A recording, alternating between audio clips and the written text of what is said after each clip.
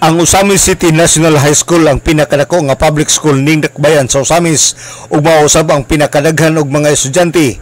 Sa pagkakaroon gidahuman nila nga moabot ang mga estudyante sa mga 4,000 ang mosulod sa Osamis City National High School tungod kay sa miaging tuig anaa man sa 5,130 ka mga bata nga estudyante. Kagahapon formal lang nga nagsugod ang klase ug ang mga bata ana sa ilang tagsa-tagsa ka mga kwarto uban sa mga magtutudlo ug regular na ang klase.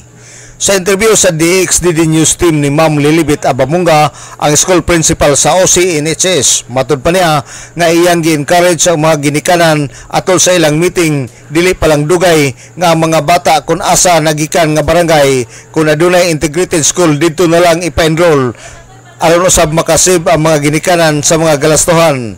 Apan sa pagkakaroon ga-expect gihapon sila nga naa sa mga 4,000 ang estudyante nga mutunga sa Osamis City National High School. Nga kung asa sila nga barangay nga adunay integrated school nag-open no og high school din dito na lang nila i-enroll para makasave sila sa mga galastuhan.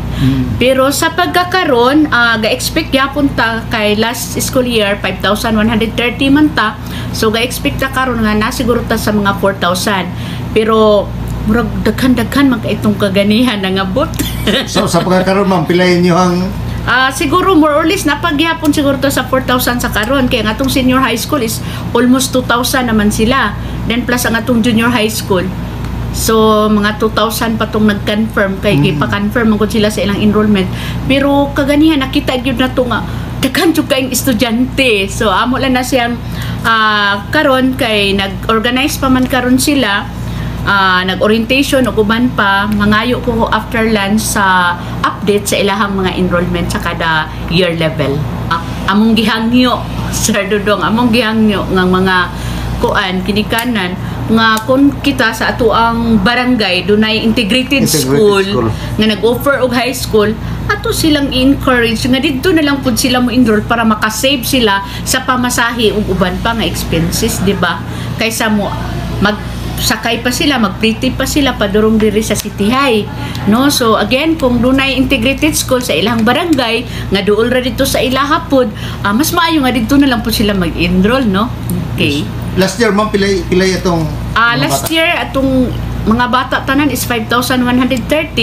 So ga-expect po ta karon nga mo 4,000 ta kapin kay nang graduate naman tong uban pero ning hangyo man ta nga kung asa nga mo nga barangay nga dunay gi-offer nga senior high dunay gi-offer nga high school o senior high school, mas maayo nga didto na lang pud sila mag-enroll para dili pud ta dasok kaayo dinhi sa ato ang City High ba dayon basi magkakulang-kulang atong mga classroom.